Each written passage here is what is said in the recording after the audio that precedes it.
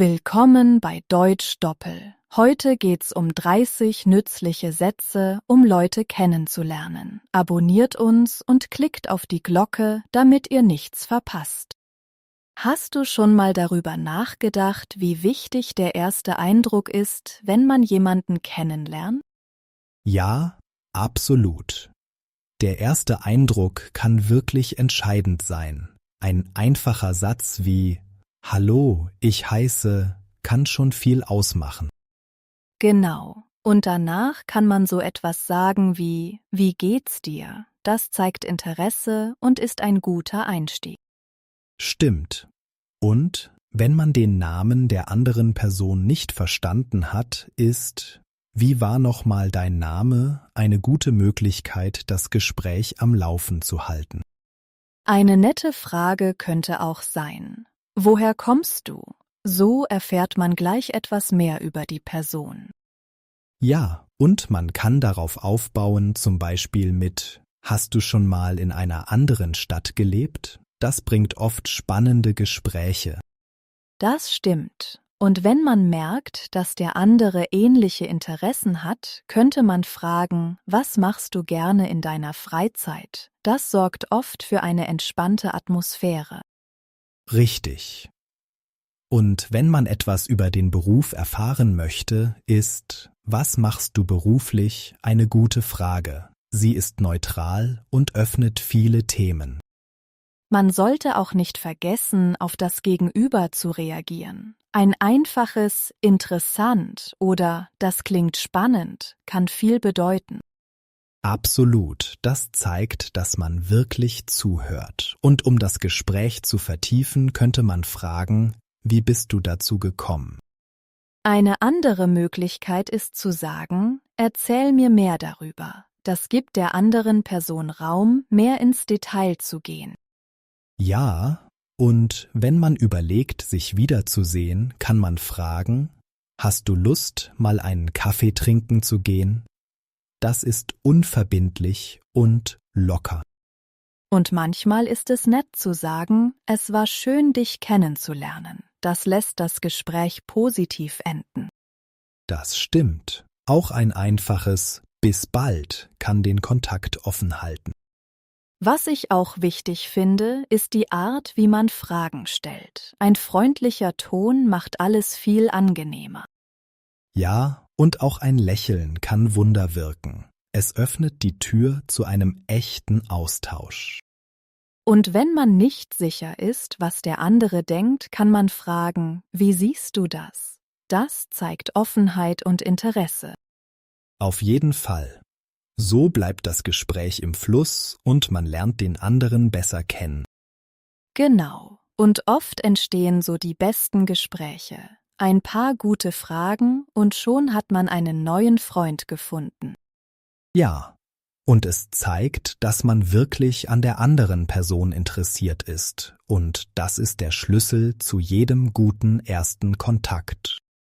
Letztes Mal haben wir darüber gesprochen, wie wichtig es ist, den ersten Eindruck zu hinterlassen. Jetzt geht's darum, wie man ein Gespräch am Laufen hält. Genau. Fragen sind da super wichtig. Sie zeigen, dass man interessiert ist und mehr über die andere Person erfahren möchte. Richtig. Eine einfache Frage wie „Was machst du gerne in deiner Freizeit?“ kann viel über die Interessen der anderen Person verraten. Oder man fragt: Hast du ein Lieblingsbuch? Das öffnet oft das Tor zu einem spannenden Gespräch über gemeinsame Interessen. Ja, und wenn man die Antwort interessant findet, kann man nachhaken mit „Warum gefällt dir das Buch?“ So bleibt das Gespräch lebendig. Absolut. Man könnte auch fragen: Hast du schon mal etwas Außergewöhnliches erlebt? Das bringt oft interessante Geschichten hervor. Und zum Beispiel: Gibt es etwas, das du unbedingt mal machen möchtest? Das zeigt, dass man wirklich neugierig ist. Eine andere gute Frage ist: Was war dein schönstes Erlebnis? Das lässt die andere Person an etwas Positives denken. Und wenn man mehr über den Alltag erfahren möchte, kann man fragen, wie sieht ein typischer Tag bei dir aus? Ja, das ist eine neutrale Frage, die trotzdem viel über eine Person verrät. Man lernt mehr über deren Leben. Genau. Und wenn man über die Zukunft sprechen will, könnte man fragen, hast du Pläne für die nächsten Wochen? Das ist gut, weil es zeigt, dass man sich für das Leben der anderen Person interessiert und vielleicht sogar gemeinsame Aktivitäten plant. Und um das Gespräch persönlicher zu machen, kann man fragen, was inspiriert dich? Das zeigt, dass man tiefer gehen möchte. Oder man fragt, wer ist dein Vorbild? Das sagt viel über die Werte einer Person aus. Und wenn man eine Verbindung herstellen möchte, könnte man sagen, das erinnert mich an und etwas Ähnliches erzählen. Ja, das schafft Gemeinsamkeiten und macht das Gespräch persönlicher. Es zeigt, dass man auf derselben Wellenlänge ist. Man kann auch einfach mal sagen, erzähl mir mehr darüber. Das gibt dem anderen Raum, tiefer ins Thema einzutauchen. Und wenn man spürt, dass die andere Person zögert, kann man beruhigen mit kein Stress, erzähl nur, wenn du magst. Das nimmt Druck raus und macht das Gespräch entspannter. Ein bisschen Humor schadet auch nie. Stimmt, ein kleiner Witz kann Wunder wirken. Es lockert die Atmosphäre und bringt Lachen ins Spiel. Und wenn man sich verabschieden will, aber Interesse zeigen möchte, kann man sagen, ich würde gerne mehr hören. Lass uns bald weiterreden. Das ist eine nette Art, das Gespräch offen zu halten und zeigt, dass man an einer Fortsetzung interessiert ist.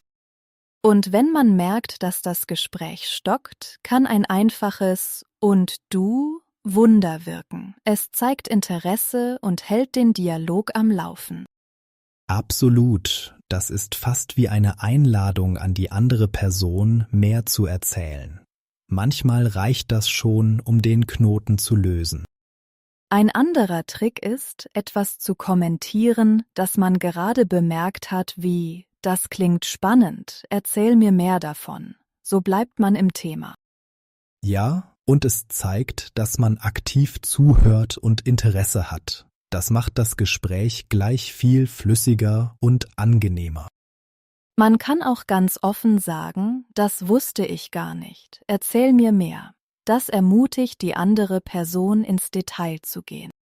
Genau, und manchmal reicht ein einfaches Nicken oder ein Aha, interessant aus, um zu zeigen, dass man aufmerksam dabei ist. Eine gute Methode, um auf etwas einzugehen, ist, das Gehörte in eigenen Worten zusammenzufassen und zu fragen, habe ich das richtig verstanden? Das hilft, Missverständnisse zu klären und zeigt, dass man wirklich mitdenkt. Und es gibt der anderen Person die Chance, noch mehr zu sagen.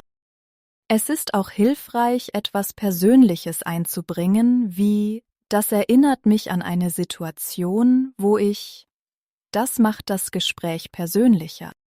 Ja, und es zeigt, dass man offen ist, eigene Geschichten zu teilen. Das kann das Vertrauen stärken und das Gespräch vertiefen. Wenn die andere Person etwas erwähnt, das man selbst auch mag, kann man sagen, das mache ich auch gerne. Das schafft sofort eine Verbindung. Genau. Gemeinsame Interessen sind ein super Weg, um das Gespräch interessanter und freundlicher zu gestalten. Und wenn man mal nicht weiß, was man sagen soll, hilft oft ein einfacher Satz wie „Das klingt spannend, erzähl mir mehr davon." Ja, das zeigt, dass man neugierig ist und mehr erfahren möchte. Es öffnet die Tür zu neuen Themen. Wenn man etwas nicht versteht, sollte man nicht zögern zu fragen, kannst du das nochmal erklären? Das zeigt Interesse und Lernbereitschaft.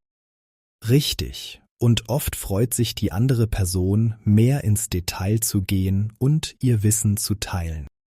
Eine weitere gute Frage ist, was denkst du darüber?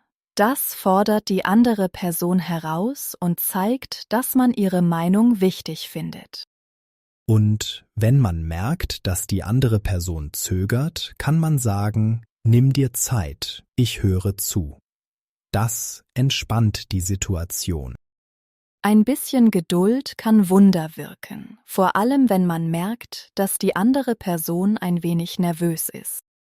Und wenn man etwas Lustiges gehört hat, kann ein einfaches Lachen oder ein „Das ist ja lustig" das Gespräch auflockern. Ja, Humor verbindet und kann eine lockere Atmosphäre schaffen, in der sich beide wohler fühlen. Und wenn das Gespräch zu Ende geht, hilft ein Satz wie „Das war interessant, lass uns bald weiterreden." Das lässt alles offen. Manchmal kann man auch einfach einen Übergang schaffen, indem man sagt, apropos, das erinnert mich an. So bleibt das Gespräch in Bewegung. Ja, das ist eine gute Möglichkeit, ein neues Thema einzuführen, ohne dass es abrupt wirkt. Es zeigt auch Flexibilität im Gespräch. Und wenn man merkt, dass die andere Person nicht viel sagt, kann man fragen, was hältst du davon? Das fördert die Teilnahme. Genau, es ist wichtig, dass beide Seiten das Gefühl haben, sich einbringen zu können. Das macht das Gespräch lebendiger. Wenn man etwas besonders mag, was die andere Person gesagt hat, kann man mit einem „Das finde ich toll" reagieren. Das ermutigt und schafft positive Stimmung. Auf jeden Fall. Positive Rückmeldungen können wirklich motivierend sein und das Gespräch auf eine nette Art verstärken. Manchmal hilft es auch einfach zu sagen, das wusste ich nicht, erzähl mir mehr. So zeigt man echtes Interesse und Neugier. Ja, das öffnet den Raum für tiefere Gespräche und die andere Person fühlt sich wertgeschätzt in ihrem Wissen. Wenn man die Meinung der anderen Person teilen möchte, kann man sagen, das sehe ich genauso. Das zeigt Übereinstimmung und schafft Verbundenheit. Und es gibt der anderen Person das Gefühl, verstanden zu werden, was die Beziehung stärkt. Um das Gespräch lebendig zu halten, kann man auch sagen, gibt es noch mehr, das du dazu sagen möchtest? Das lädt zum Weiterreden ein. Genau. So bleibt das Gespräch flüssig und die andere Person kann ihre Gedanken weiter ausführen. Wenn man eine neue Idee hat, könnte man fragen, hast du darüber schon mal nachgedacht? Das regt zum Nachdenken an. Und es zeigt, dass man interessiert ist, wie die andere Person über bestimmte Dinge denkt. Es ist auch gut, ab und zu die eigene Meinung zu geben, zum Beispiel mit „Ich denke, dass". Das hält das Gespräch ausgewogen. Ja, das zeigt, dass man aktiv dabei ist und seine Gedanken teilt, was das Gespräch reicher macht. Wenn man unsicher ist, kann man auch ehrlich sagen, ich bin mir nicht sicher, aber was meinst du dazu? Das zeigt Offenheit für andere Meinungen. Das stimmt und es ermutigt die andere Person, ihre Sichtweise zu teilen, was das Gespräch vertieft. Eine kleine Pause mit einem „Lass mich kurz nachdenken" kann helfen, wenn man die passenden Worte sucht. Es gibt einem die Zeit, sich zu sammeln und signalisiert, dass man wirklich über das Gesagte nachdenkt. Und wenn das Gespräch endet, kann man sagen, es war schön, mit dir zu sprechen. Das lässt einen positiven Eindruck zurück. Ja, ein positiver Abschluss ist immer gut und lädt zu weiteren Gesprächen in der Zukunft ein. Danke, dass ihr heute dabei wart. Wir hoffen, ihr hattet Spaß beim Zuhören. Schreibt uns gerne in die Kommentare, welches Wort euch besonders gefallen hat. Eure Kommentare sind uns wichtig. Wenn euch der Podcast gefallen hat, drückt den Like-Button, abonniert unseren Kanal und aktiviert die Glocke. Bis zum nächsten Mal. Das Gespräch. Das Gespräch war sehr interessant. Nach dem Gespräch fühlte ich mich inspiriert. Der Trick. Ein guter Trick kann Wunder wirken. Dieser Trick hat mir oft geholfen. Das Interesse. Ich habe großes Interesse an diesem Thema. Ihr Interesse war wirklich beeindruckend. Die Methode. Diese Methode finde ich sehr effektiv. Wir sollten die Methode öfter verwenden. Der Satz. Ein einfacher Satz kann viel bewirken.